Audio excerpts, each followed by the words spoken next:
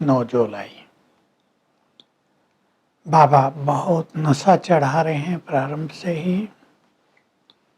बिगड़ी को बनाने वाला, तुम्हारी तकदीर ऊंची बनाने वाला तुम्हारा बाप से बाबा तुम्हारे सम्मुख है।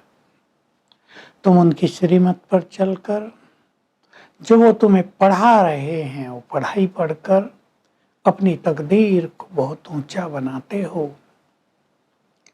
आपको ही ऑलमाइटी अथॉरिटी, ज्ञान का सागर, पीसफुल, ब्लिसफुल, मर्सीफुल कहा जाता है। वही आते हैं, सत्य ज्ञान देते हैं। जैसे विद्वान जो बहुत पढ़े लिखे होते हैं शास्त्रों की अथॉरिटी कहलाते हैं। अच्छे पढ़े लिखों को बनारस में टाइटल भी मिलते हैं। बाबा ने 2-4 टाइटल बताए, शिशिर 108, सरस्वती, महाउपाध्याय और बहुत सारे टाइटल। जैसा जैसा जो विद्वान उनको वैसे वैसे टाइटल मिलते हैं। बाबा कह रहे सत्य ज्ञान देने वाला, संपूर्ण ज्ञान की अथॉरिटी, वेदों शास्त्रों का सार सुनाने वाला, मैं एक निराकार परमात्मा ही हूँ। मैं तुम्हारा टीचर बनकर आता हूँ। मैंने कहा मैं कल्प कल्प में एक बार पुरुषोत्तम संगम युग पर आता हूँ। लोगों ने लिख दिया युगे युगे आता है भगवान। बाबा कह रहे मैं हर युग में आकर क्या करूँगा? सतयुग में आ जाऊँ, वहाँ कोई दुख ही नहीं, कोई अधर्म नहीं, कोई पाप नहीं, तो मैं क्या करूँ आके? कलयुग के अंत में जब पाप बहुत बढ़ जाता है, जब तुम सब मुझे पुकारने लगते हो, हे पतित पावन आओ, तब मैं आता हूँ।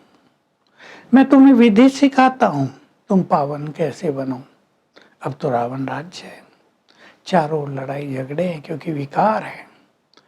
क्रोध करने वाले को भी क्रोधी कहते हैं, तो लोभ करने वाले को कहते हैं बड़ा लोभी है। लेकिन कामी व्यक्ति बहुत गंदा शब्द। इस काम विकार पर बहुत लड़ाइयाँ हुई, राजाओं के बीच लड़ाई होती रही, नष्ट होते रहे राज्य काम विकार के कारण। बाबा कह रहे यही तुम्हारा सबसे बड़ा शत्रु है। इसलिए लोगों ने कह दिया मन से हारे हार है, मन से जीते जीत। यानी काम विकार से हार गए हम तो राजाई गंवा दी, इस पर विजय प्राप्त कर ली तो पुनः हमें राजाई मिल जाती है। बाबा कह रहे हैं, प्रेरित कर रहे हैं, तुम जाओ राजाओं के पास जाओ, उन्हें ज्ञान दो। जैसे अष्टावक्र के लिए दिखाते हैं।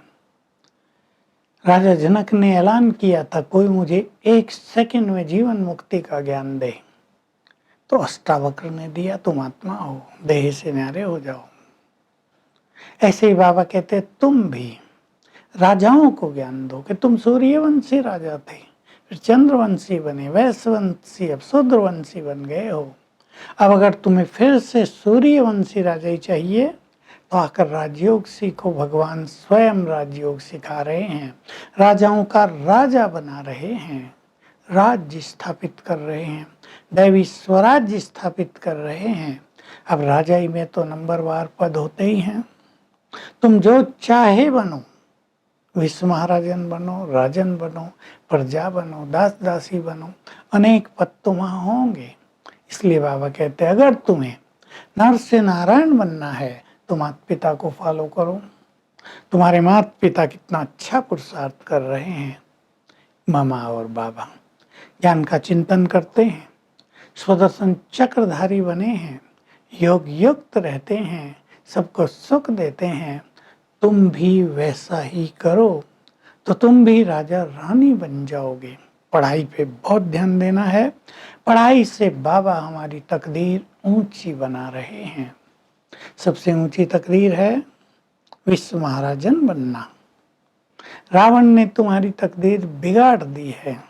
अब तुम्हारी बिगड़ी हुई तकदीर को श्रेष्ठ बनाने के लिए मैं भोलानाथ आ गया हूँ तुम्हारे सामने। तुम बहुत खुश नसीब हो, बहुत भाग्यवान हो, अपने भाग्य को देखकर खुश रहो। फिर बाबा की दूसरी पॉइंट चली, ये तुम्हारी योग तपस्या की भट्टी है। जैसे इसका एक कायदा है, कि इसमें तुम्हारी बुद्धि इधर उधर नहीं भटकनी चाहिए। कई बच्चों की भटकती है, उबासी लेते हैं, जवाई लेते हैं, नींद करते रहते हैं। बाबा समझते हैं इनकी समझ में कुछ नहीं आया है, इनका क्या पद होगा। कायदे बहुत कड़े थे पहले, ऐसों को बाहर निकाल दिया जाता था। बाबा ने शुरू की थोड़ी हिस्ट्री बताई, एक एक पे ध्यान रखा जाता था। इधर उधर देख रहे माना योग नहीं लग रहा है, तुम बाहर जाओ, वायुमंडल खराब होता है। बाबा कहते हैं बाबा देखते थे कि इस बच्चे का बाबा से बहुत प्यार है, उसे दृष्टि देते थे और वो ध्यान में चले जाते थे, साक्षात्कार करने लगते थे। भारत वालों का तो स्वर्ग से बहुत प्यार है, स्वर्ग में पहुंच जाते थे, देवी देवताओं को, श्री कृष्ण को देखते रहते थे। तो बाबा ने कहा कहानी तो बहुत लंबी है, अंत में ये साक्षात्कार का खेल फिर से चलता रहेगा। बाबा तुम्हें बहलाते रहेंगे, बहुत प्यार करेंगे। तो हमें विचार करना है कि जब हम योग में बैठें, हमारी बुद्धि इधर उधर न भटके और हम अपनी तकदीर को श्रेष्ठ बना लें। इंतजार करते थे ना, तकदीर बनाने वाला कब आए, अब मिल गया है, हमें आ गया है, विधि बता रहा है, तो पूरी तरह उसको अपना कर हम अपनी तकदीर को ऐसा बना लेंगे। 84 जन्म चारों युग हम तकदीरवान बनकर रहें और बुद्धि हमारी भटके नहीं। बुद्धि को मनुष्य स्वयं भटकाता है, विकारों के पीछे, इच्छाओं के पीछे, मान सम्मान के पीछे। अनेक कारण हैं मन बुद्धि के भटकने के, लेकिन जो ज्ञानी हैं उन्हें अपने मन बुद्धि को शिव बाबा पर एकाग्र करना चाहिए। तो यहीं पर ईश्वरीय सुख प्राप्त होगा, परम सुख प्राप्त होगा। योग में एकाग्रता हो जाएगी, योग करने को मन करेगा। वरदान है सदा साथीपन का अनुभव। भगवान साथी है और साक्षीपन की स्थिति बनाने वाले, दोनों स्थिति बहुत बड़ी हैं। शिव शक्ति स्वरूप भव। तो जैसे आत्मा और शरीर कंबाइंड है, पूरा कल्प ये अलग नहीं होते, वैसे ही तुम्हें स्मृति रहे मैं शिव शक्ति भी शिव से कंबाइंड हूँ। तो ऐसा अनुभव होगा जैसे साकार में कोई साथ रहता है, शिव बाबा हमारे साथ है और तब हम इस खेल को साक्षी होकर भी देखते रहेंगे। इसको कहते हैं शिव और शक्ति का कंबाइंड रूप। स्लोगन है निर्विघ्न। और एक रस स्थिति बनाने के लिए चाहिए मन बुद्धि की एकाग्रता। आज का अभ्यास रहेगा, हम अपनी श्रेष्ठ तकदीर को सामने देखेंगे, श्री लक्ष्मी नारायण, और एकाग्रता का बहुत अभ्यास करेंगे। 2 अभ्यास करेंगे।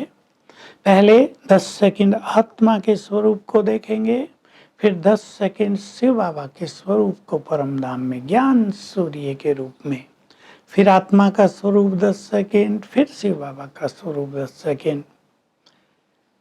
5 बार कर लें एक बार बैठकर। अगर 5-7 बार भी सारा दिन कर लेंगे तो एकाग्रता की शक्ति में वृद्धि का अनुभव होगा। ओम शांति।